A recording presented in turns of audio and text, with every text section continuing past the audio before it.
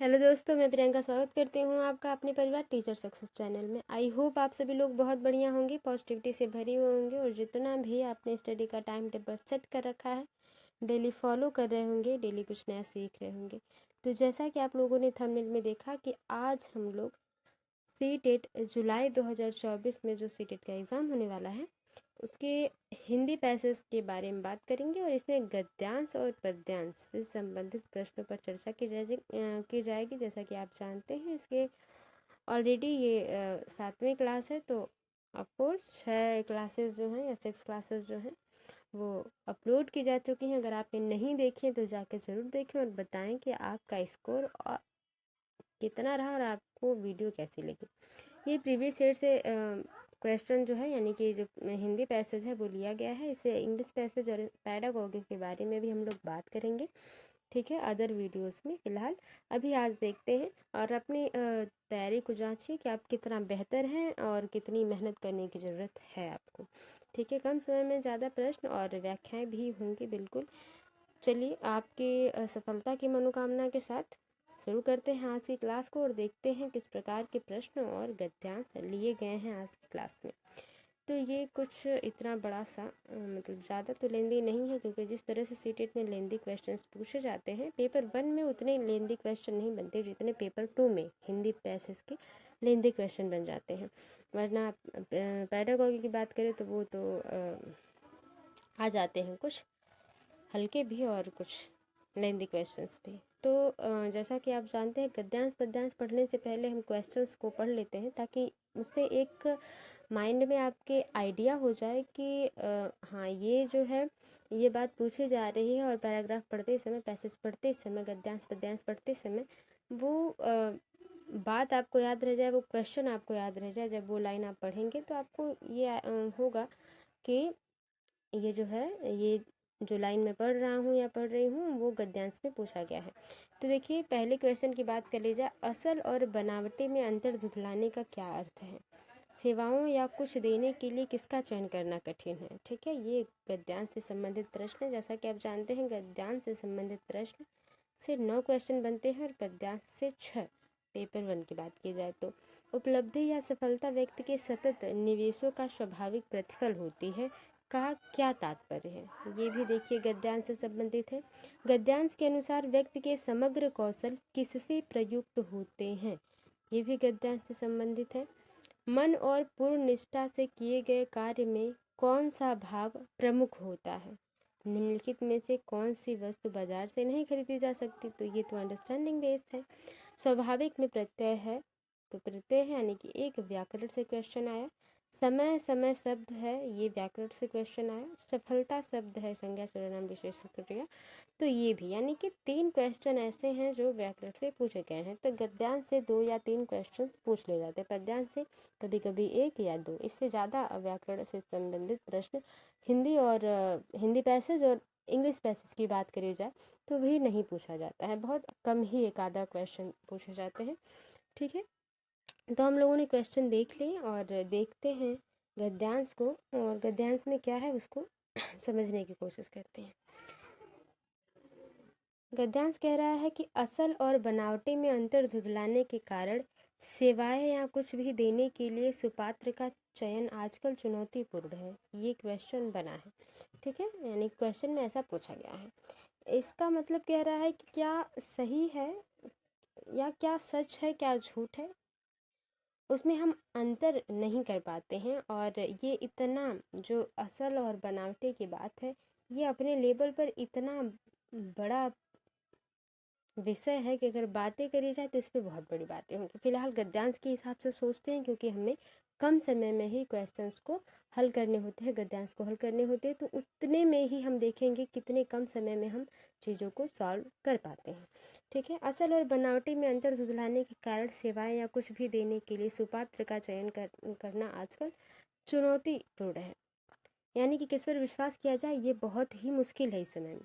इसके लिए विशेष सूझबूझ और विवेकशीलता आवश्यक है, बिल्कुल। अगर आप बिना सोचे समझे चीज़ों को कर रहे हैं, जैसे फ्रॉड कॉल आना मोबाइल पे और लोगों की बातों में फंस जाना, ये उपलब्धि या सफलता स्वयं में लक्ष्य नहीं हो सकती, बल्कि व्यक्ति के सतत निवेशों का स्वाभाविक प्रतिफल होती है। यानी कि वो जो चीज़ कर रहा है वो कितनी सही है, उसके हिसाब से चीज़ें होती हैं। जैसे कि आपको सीटेट का एग्ज़ाम देना है और फिर भी अगर आप सीटेट के ओरिएंटेशन से उसके सिलेबस के हिसाब से नहीं चलते हैं और आप कुछ भी पढ़ते हैं, कुछ नया, कुछ अलग सा कि हाँ मैंने ये पढ़ा है, इससे क्वेश्चन आ सकता है, तो वो थोड़ा सा मुश्किल क्रिएट करता है।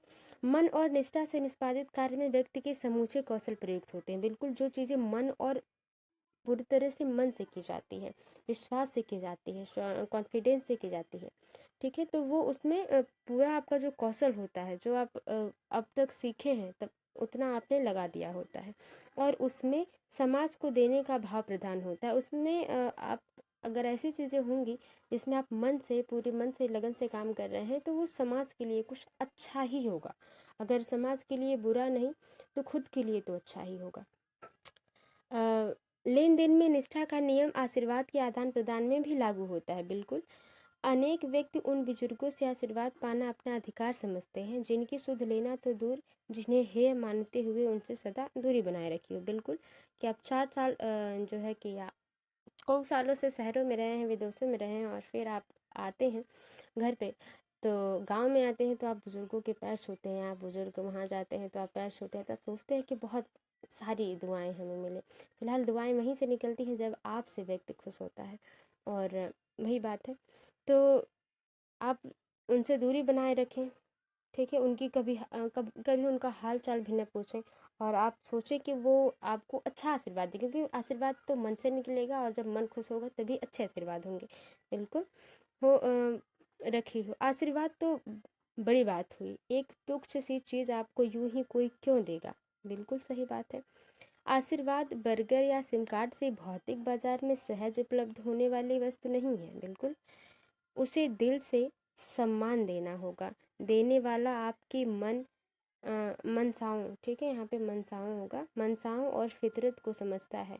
आप भले ही कुछ ना दे, यह भी आवश्यक नहीं है कि उसके सानिध्य में रहें, पर उसके विचारों, भावनाओं को श्रेष्ठ समझते हुए वैसा करने का यत्न करेंगे तो वह हृदय से आप पर आशीर्वाद बरसाएंगे और आप धन्य हो जाएंगे। जहाँ बल बुद्धि विवेक काम नहीं करता, वहाँ पे कभी कभी बड़े बुजुर्गों के जो आशीर्वाद है वो काम आते हैं, और ये 100% सही है, क्योंकि जिसने समाज के लिए बढ़िया सोचा, नहीं अब समाज के लिए बुरा नहीं तो खुद के लिए बढ़िया सोचा,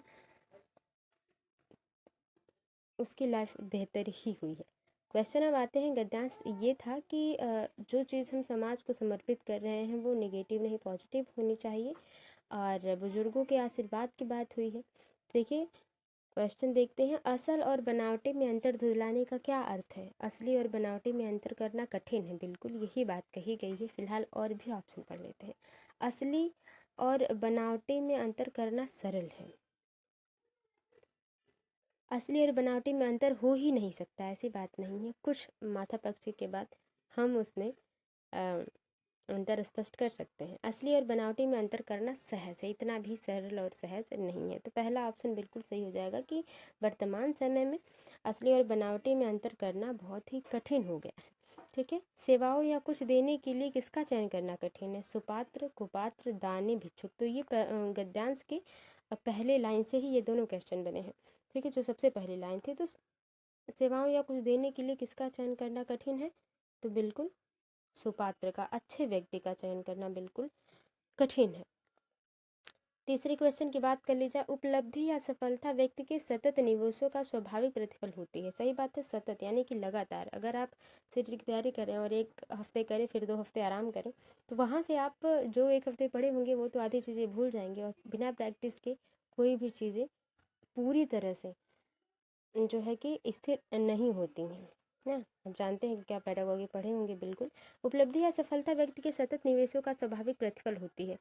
इसका क्या तात्पर्य है। व्यक्ति द्वारा धन निवेश करके उपलब्धि तथा सफलता प्राप्त होती है। सिर्फ धन इकट्ठा कर लेने से उपलब्धि और सफलता प्राप्त नहीं होती। उपलब्धि अलग बात है और सफलता अलग बात है। व्यक्ति द्वारा किए गए निरंतर प्रयासों से उपलब्धि या सफलता प्राप्त होती है। निरंतर, बिल्कुल लगातार आपको मेहनत करना होगा। व्यक्ति द्वारा किए गए निरंतर प्रयासों से सफलता या उपलब्धि प्राप्त नहीं होती। व्यक्ति द्वारा प्रयास न किए जाने के बावजूद उपलब्धि या सफलता अवश्य प्राप्त होती है। नहीं, आपको थोड़ी मेहनत तो करनी पड़ेगी, ज़्यादा नहीं, निरंतर थोड़ी थोड़ी मेहनत करें, लगातार वही थोड़ी थोड़ी मेहनत आपको सफल या उपलब्धि तक पहुंचाएगी। तो दूसरा ऑप्शन तीसरे का बिल्कुल पॉजिटिव है और गद्यांश के हिसाब से यही सही है। गद्यांश के अनुसार व्यक्ति के समग्र कौशल किससे प्रयुक्त होते हैं? गद्यांश पद्यांश पढ़ते समय आप अपना माइंड न लगाएं, गद्यांश के हिसाब से चीज़ों को देखें। गद्यांश के अनुसार व्यक्ति के समग्र कौशल किससे प्रयुक्त होते हैं? मन और निष्ठा से किए गए कार्य, केवल मन से किए गए कार्य, केवल निष्ठा से किए, बेमन से। बिल्कुल नहीं, पहला ऑप्शन बिल्कुल सही हो जाएगा। मन और विश्वास निष्ठा से आप जो काम करते हैं वो पूरी तरह से सफल होता है। ठीक है, मन और पूर्ण निष्ठा से किए गए कार्य में कौन सा भाव प्रमुख होता है? परमार्थ का, स्वार्थ का, भक्ति का, स्वहित का, यानी सिर्फ खुद का। तो पांचवे का सही ऑप्शन जो हो जाएगा बिल्कुल परमार्थ का। परमार्थ का इसमें समाज का क्या होता है? भला, हम सोचते हैं। निम्नलिखित में से कौन सी वस्तु बाजार से नहीं खरीदी जा सकती? सिम कार्ड, मोबाइल, बर्गर, आशीर्वाद। तो बिल्कुल ये मन से निकली हुई चीज़ है। तो बहुत ही आसान प्रश्न है, ये कोई बिना गद्यांश पढ़े भी आप कर सकते हैं। स्वाभाविक में प्रत्यय है, तो प्रत्यय जो होता है वो शब्द के लास्ट में और उपसर्ग जो है वो शब्द के पहले जुड़ता है।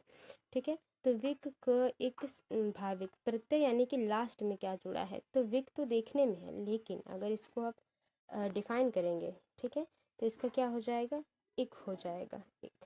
ठीक है, ये छोटी की मात्रा है ये, इसलिए ई है, उसके बाद क है, तो एक हो जाएगा। तो सातवें का जो ऑप्शन हो गया वो तीसरा हो गया, इक। स्वाभाविक में इक प्रत्यय जुड़ा हुआ है, एक प्रत्यय हटा दिया जाएगा तो वो स्वभाव हो जाएगा। समय समय शब्द है, देशज, विलोम, पुनरुक्त, आगत। तो ये बहुत ही आसान प्रश्न है, बहुत बार पूछा गया है, तो ये बहुत ज़्यादा। पुनरुक्त यानी कि बार बार एक ही शब्द दो बार लिखा जाए और योजक से जुड़ा हो तो वो पुनरुक्त शब्द होता है। सफलता शब्द है, संज्ञा, सर्वनाम, विशेषण, क्रिया, सफलता। तो 9 के सही आंसर की बात कर ली जाए तो आप जानते हैं संज्ञा है, बिल्कुल। ठीक है, सफलता शब्द संज्ञा है। पद्यांश को पढ़कर सबसे उचित विकल्प का चयन कीजिए। तो हम पहले पद्यांश के क्वेश्चंस को पढ़ेंगे, तब हम पढ़ेंगे पद्यांश। क्वेश्चन है कि लेखक ने किस खतरे की ओर संकेत किया है? ठीक है, कवि ने किस बात का आग्रह किया है? लेकिन पद किस स्थिति की ओर संकेत करता है? दरवाजा खोलने से अभिप्राय है। संवेदनशील व्यक्तित्व होने का भाव किस शब्द से अभिव्यक्त होता है? समूह में भिन्न शब्द कौन सा है? तो ये व्याकरण पर है और सारे 5 क्वेश्चन जो है वो पद्यांश से संबंधित हैं। तो कहाँ था पद्यांश? शुरू था यहाँ से। पद्यांश को पढ़कर सबसे उचित विकल्प का चयन कीजिए। जब संवेदनाएं ही नहीं रहेंगी तो संवेदनाएं लिखने वाले कवि भी लुप्त हो जाएंगे, डायनासोर की तरह ही।